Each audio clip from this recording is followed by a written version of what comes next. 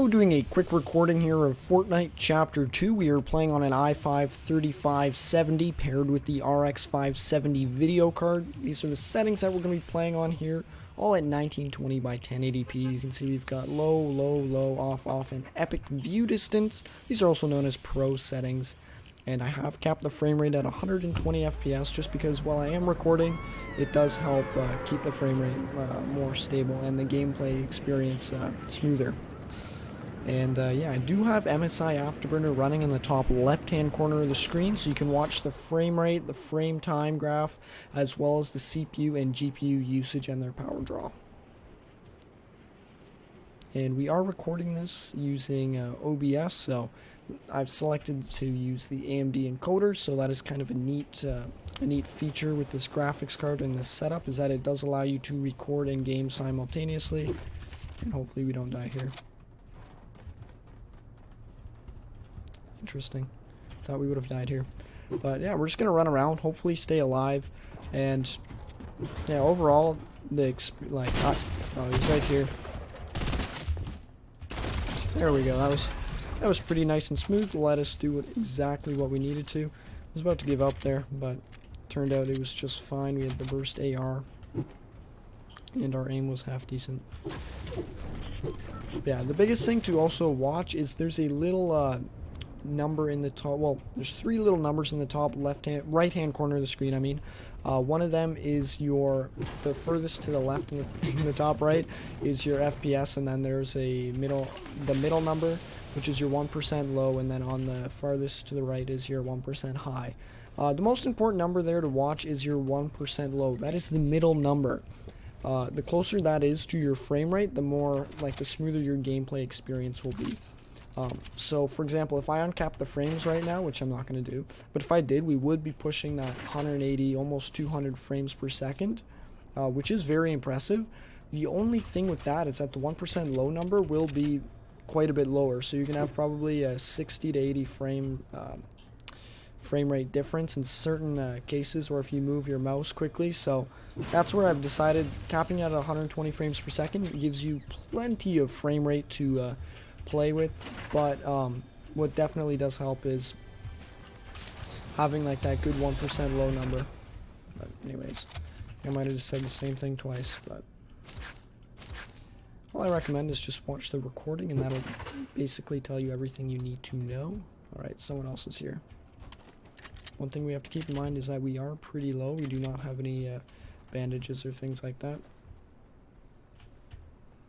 So we are going to run around a little bit. Yeah, the frame rate is still really solid. You can see we're even below 120 frames per second there for our seconds. Yeah, you can notice when I move the character around, it's really smooth.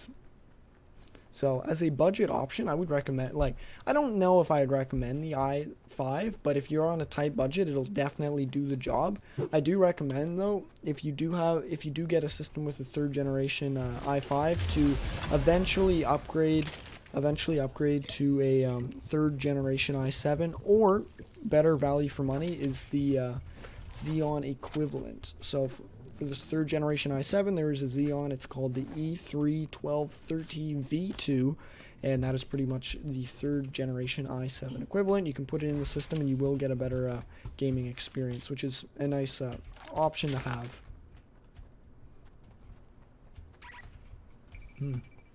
Alright, we'll continue running around here a little bit. There are players fighting there. Oh, we almost got him. But yeah, the frame rate's smooth, the recording's pretty smooth. We're recording at just below 1920 by 1080p resolution, so we're not getting 100% render scale there for the recording, but the gameplay itself is at 1920 by 1080p. Yeah, this would be a perfect budget gaming system, especially if you just want to play the game. If you want to record and game, then you probably want something else, or like the third gen i7, or something faster. But yeah, just for gaming, the i5 definitely gets the job done.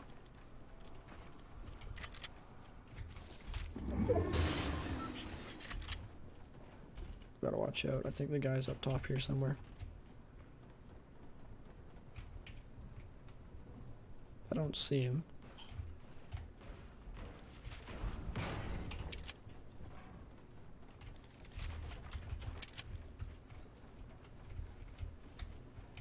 Oh, there he is.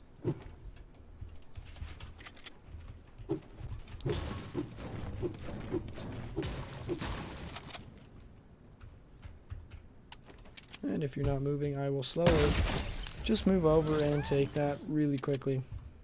Yeah. Rule number 1, don't stand still. Like, I'm not great at the game, but if you're standing still, I can easily hit you. Yeah. Kind of a tangent. You can see we're hitting anywhere from like 110 to 120 frames per second, which is really nice. What is this, an AR? Kind of like the burst. Just collecting everything here. I guess we will take the AR over the pistol. Doesn't really matter. Oh, and I will mention, if you guys have any questions or you have any comments or something, reach out to me and I'll get back. Like, I'll do my best to answer all your questions or comments or stuff like that. Because, yeah, I'm available, and just let me know.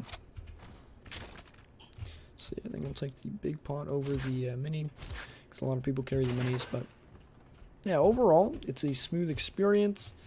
Yeah, even if you stop watching here, this will definitely have given you a solid idea of what you can expect in terms of performance.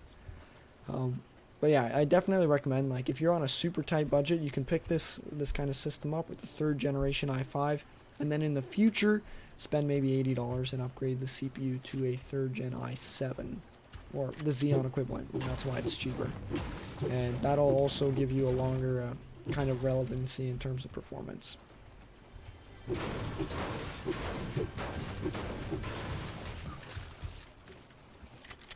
But yeah, I definitely recommend capping it at 120 frames per second. It is so much smoother. Because, yeah, you're getting much better 1% low. No, well, your 1% low is closer to your frame rate versus running at 180 frames per second, and your 1% low is at like 115. Yeah, because you can see here we're running around, our 1% low is even in the 60s there for a second. So yeah, that's something that's important to point out as well.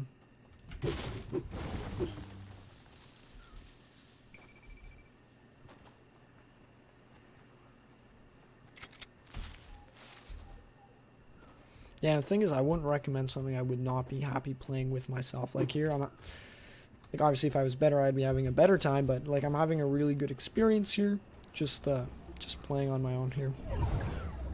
Yeah, I like easily, if this was going to be my system and I was on a strict budget, I would be happy using this computer.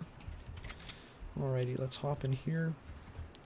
But yeah, what I will do, I think I will end the video there. We ran around for a little bit, and if you've made it this far, let me know. But yeah, again, we were playing on the 3rd generation i5, the i5 3570 paired with the RX 570 video card on the Pro settings here. And yeah, if you guys have any questions, definitely reach out, and hope you enjoyed the video. Cheers.